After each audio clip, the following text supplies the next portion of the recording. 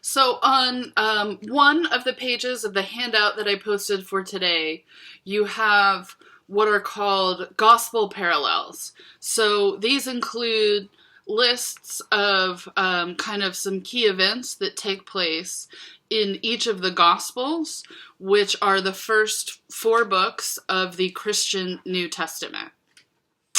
So we remember that the Hebrew Bible was retained as part of the Christian canon. So here we have an example of what did make it in as far as new material goes. Okay, so all of what's in the Hebrew Bible, we know. We have our other handout to think about the order that it's in and how it's understood within Christianity. And generally speaking, all of the New Testament and just kind of the Christian mode of interpretation sees the Hebrew Bible as important as a prophecy of Jesus coming to earth. This comes down even to him being called Jesus Christ. That Christ comes from Christos, which is the Greek word for Messiah or the Anointed One. So this is the term that was used for the ancient Israelite kings. They were anointed to power by prophets. And so this sees Jesus as fulfilling promises that either were expected or known, or even things that were hidden in the text of the Hebrew Bible. Okay, so what for this section of the class we might call the Christian Old Testament. Okay, so now we have the New Testament. Testament means covenant. All right, so we also have the theological idea that the Jewish covenant was ended, or really better, superseded by Christianity. So supersession means that something better comes and takes the place of something that already existed. Okay, so we have a kind of general developing idea in early Christianity that Christianity superseded Judaism, although it's not true that all early Christians thought that, including those early Christians who were Jews. There was a lot of debate about what the role of Jewish practices would be in Christianity and things like that. But for now, I just want to talk about, in particular, the New Testament. So the New Testament includes these four Gospels in the order of Matthew, Mark, Luke, and John. Even though Mark is the oldest, it's second in the canonized order. Then there's a book called the Acts of Apostles. So it describes what Jesus' closest followers did in the time after his death, immediately after his death, to spread the news of Jesus' life and what he had meant for the world. And then there are a lot of letters, or they're called epistles, but that's just like a fancy word for a letter. That many of which were between the figure of Paul, who you read about from the textbook, and various Christian communities. That Christian communities would write to him and ask, what do we do? What is the right way to be a Christian? And Paul would write them back. And those letters were retained as really useful guiding information. So some of the letters are Pauline, which is to say written by Paul, and some are not. And then of the Pauline letters, some are really only kind of pseudo-Pauline, which is to say they were canonized as if they were written by Paul, but actually they may have come from other authors.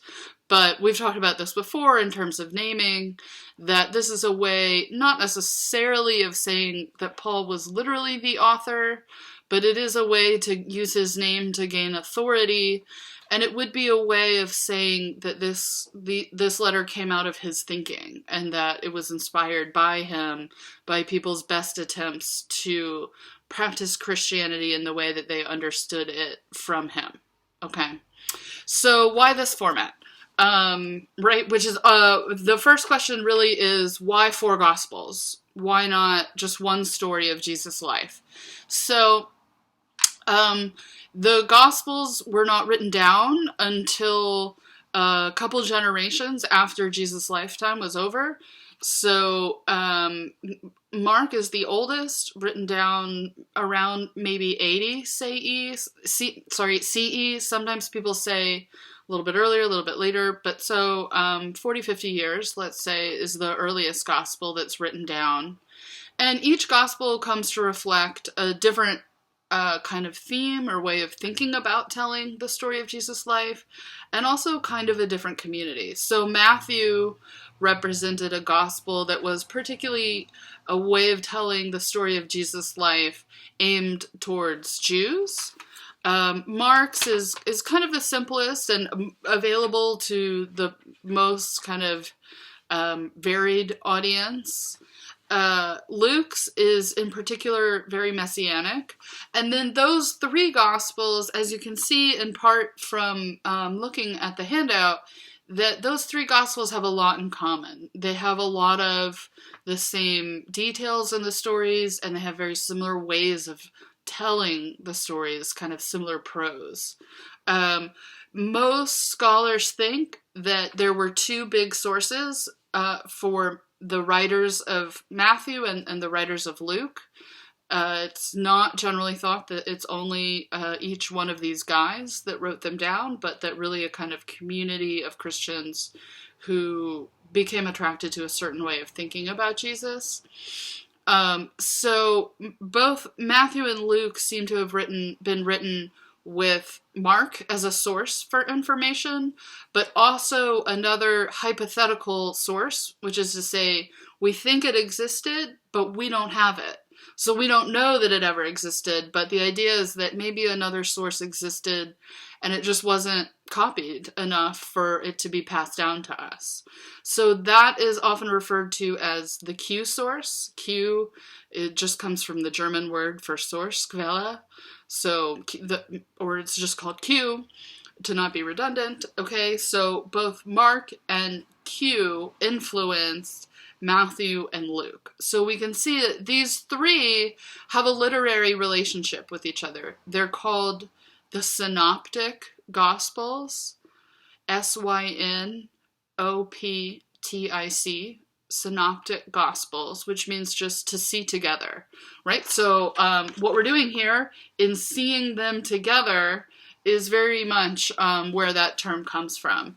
If we look at the book of John, as you can see, it's much more interested in theology, mysticism, a kind of direct experience of God, of Jesus, and also really operates with the idea of Jesus as being the Logos, the Word.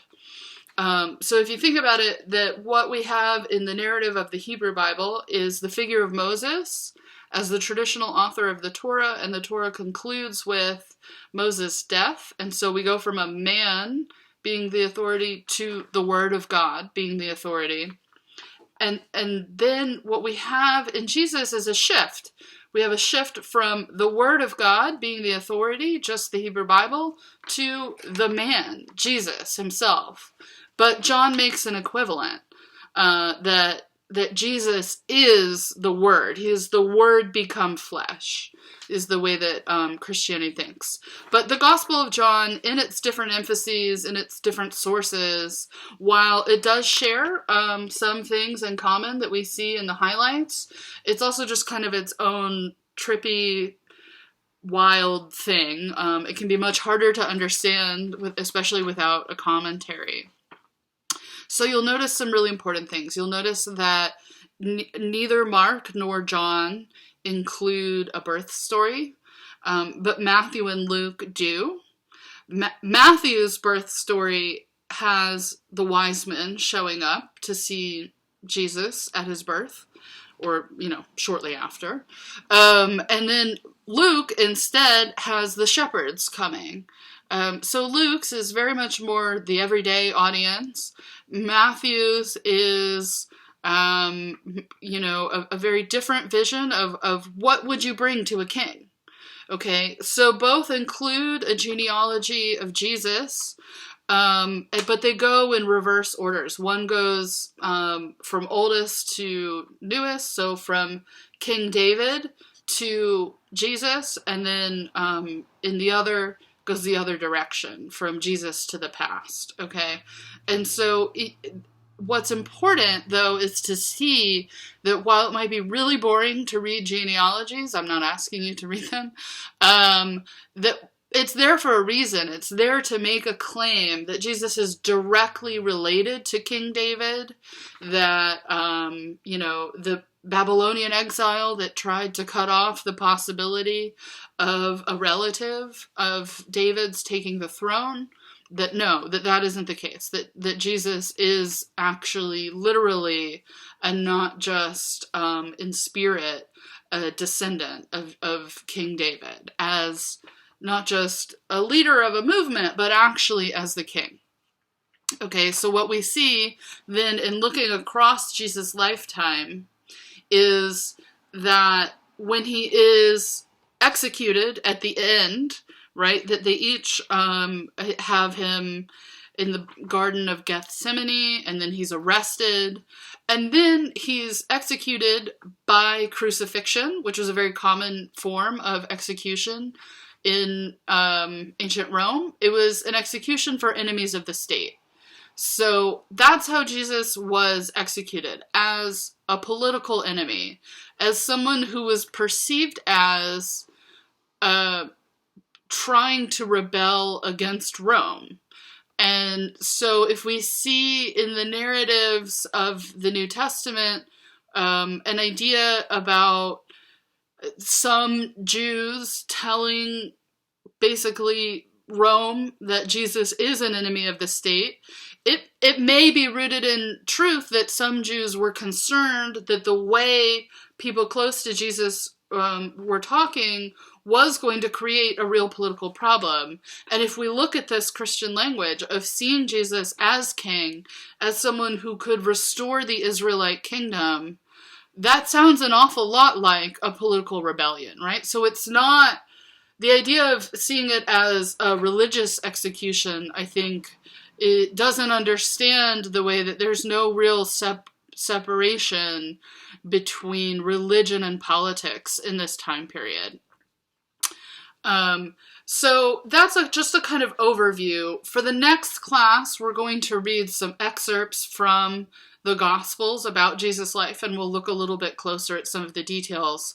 But I just want to give you kind of an overview of what are the parts of the canon that we're reading, why do you have this wacky handout, and how can we begin to understand how the story of Jesus' lifetime fits into what is the larger institution of Christianity that is really built well after his lifetime.